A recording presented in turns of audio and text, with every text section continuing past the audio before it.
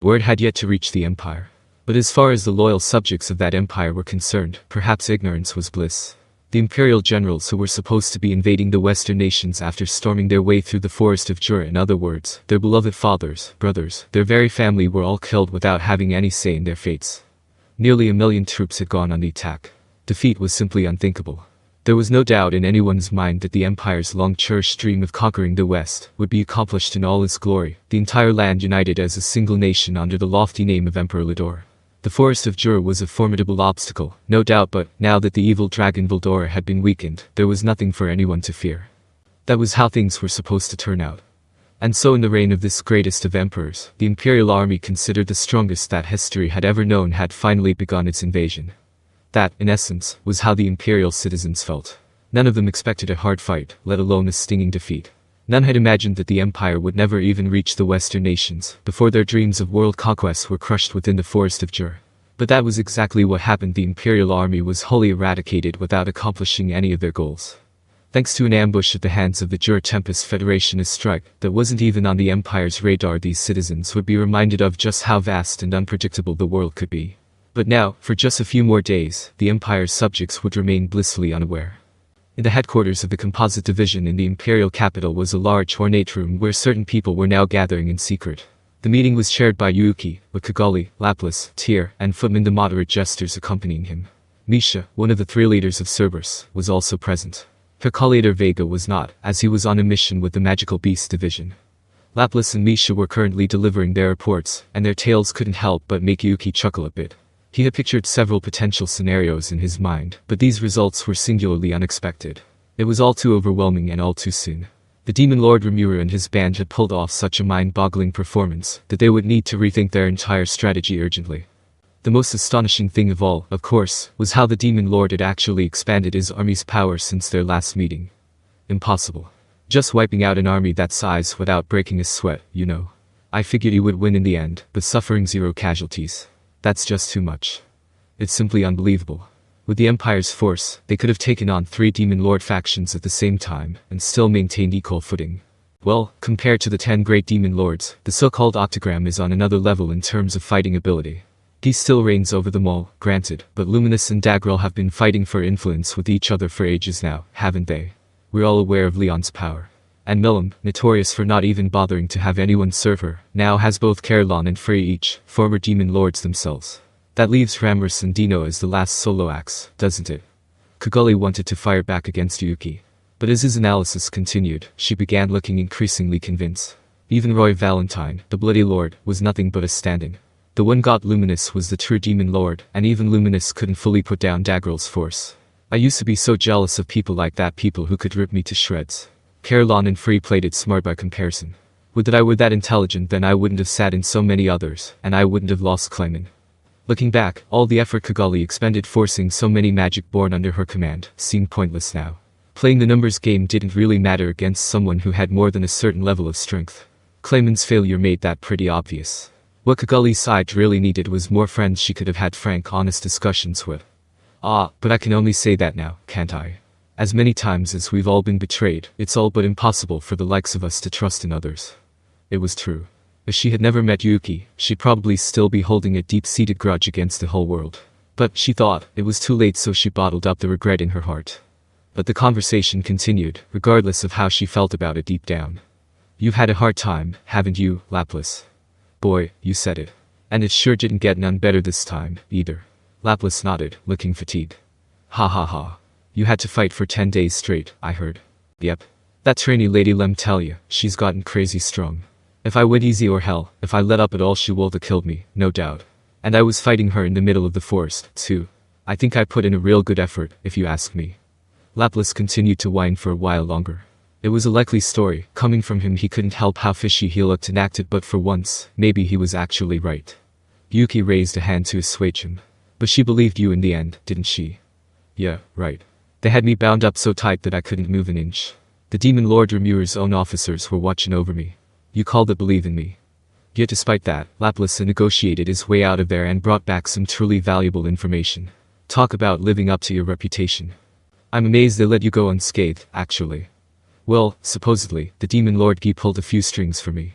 Not really trusting you, boss, so much as taking advantage of the situation.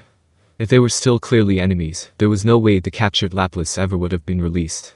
More to the point, Laplas wouldn't have gotten that involved in the first place. After Laplas finally stopped complaining, Yuuki breathed a sigh of relief. But it was too soon to be relieved.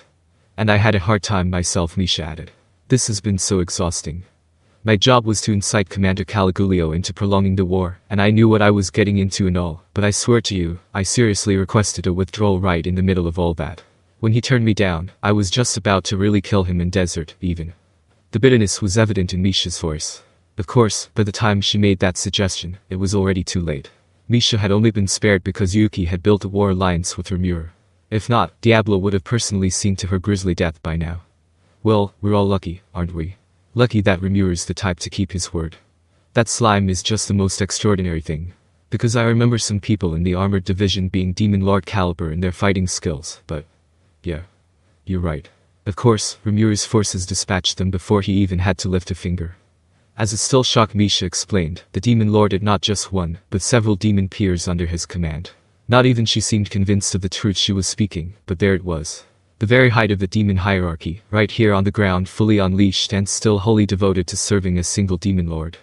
But the real surprise was seeing 2 single digits defeated before my eyes like cows at a slaughterhouse. Honestly, it's silly to even think of challenging monsters like those. Everyone listened on in disbelief as she laid out the whole story. Yuuki felt it proper to change the subject. Ernie's and Juu's identities were another big surprise, weren't they? Knowing that I've been dancing in the palm of Damrada's hand is so frustrating.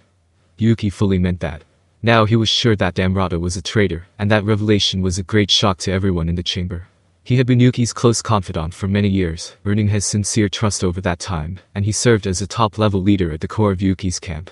He had even entrusted him with the Cerberus Secret Society, their main foothold inside the Empire. His turning traitor required them to redraw their entire game plan. 2 of the Empire's most powerful fighters had been attached to Masayuki, someone they dismissed as a peon to be ignored. That, too, showed just how much foresight Damrada had. He was influencing Yuuki and his cohorts, likely seeing matters from a much broader perspective than anyone else and realizing that cut Yuuki's pride to tatters. It certainly is, Kaguli added, lost in thought. Thinking about it, I suspect Damrada was involved in Clayman falling out of control as well. Yuuki nodded. I don't think I can deny that, no. It's really kind of strange, looking back, how all our plans have failed. But I don't think Damrada benefits from that. It's only with his help that we've become so powerful, after all. If he wanted to take it away from me, he shouldn't have given it to us in the first place. That's what I'm wondering. I believe Damrada was quite fascinated by you, Sir Yuuki. That much wasn't an act. I don't think the loyalty he showed you was the real thing. And think of all the projects we have completed, thanks to his assistance. As a former colleague of his, I can tell you that Damrada really was working hard for our organization. He had some impressive accomplishments, and I imagine his loyalty to you really was sincere, boss. But that man did have his more ruthless, cold-hearted side. His obsessing over money is evidence of his more pragmatic side as well. So perhaps it's possible that he could betray you, for some reason. Misha seemed convinced. But Yuuki shook his head at her. He betrayed me, no doubt about it, but... you know, I'm not sure if that's what he really wanted. Or maybe he did. He asked, grinning. I agree with you, boss. If all of it was just an act, then why would Damrada have done everything he did? Kaguli seemed to reach the same conclusion as Yuuki. Allow me to explain. It was Lord Ghidorah's report that made us aware of Damrada's betrayal.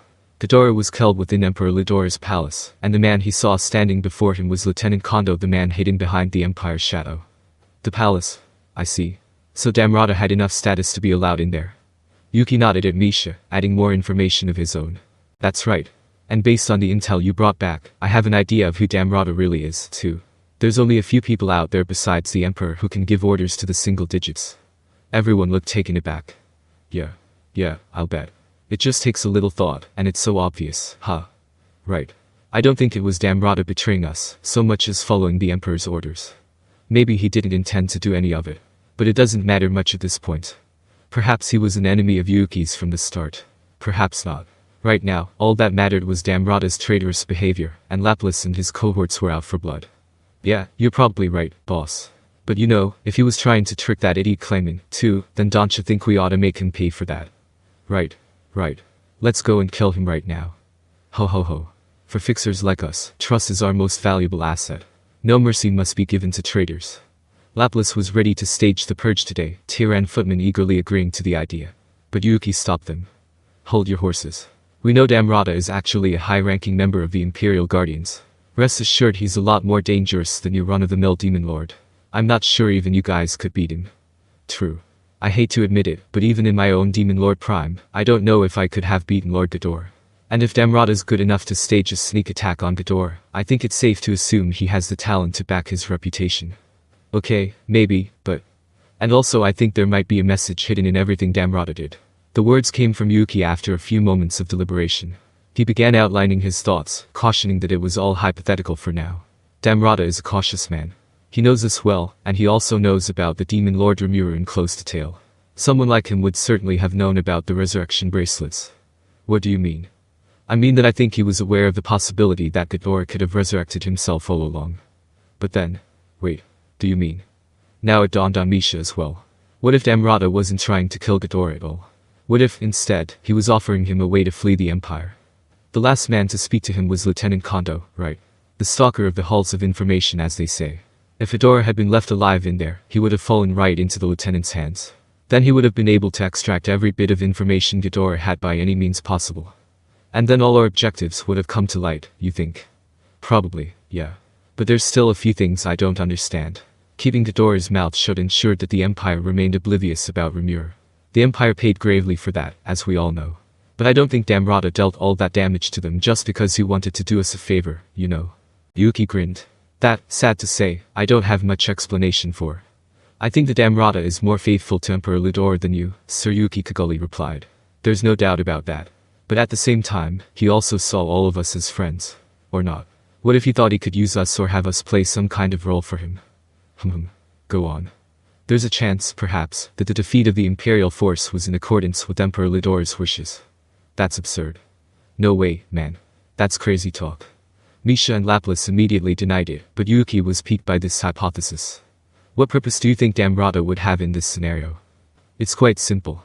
A large number of deaths is essential for the performance of any large-scale ritual. The awakening of a demon lord requires many souls. Could it be that Damrada and Ghidorah were using the Imperial army itself as a sacrifice? It's feasible, yes. And if that's the case, it'd make sense that they'd want to meddle with Lieutenant Kondo, given how he was expecting to win this war. And that also gives me a vague impression of why he wanted us to survive.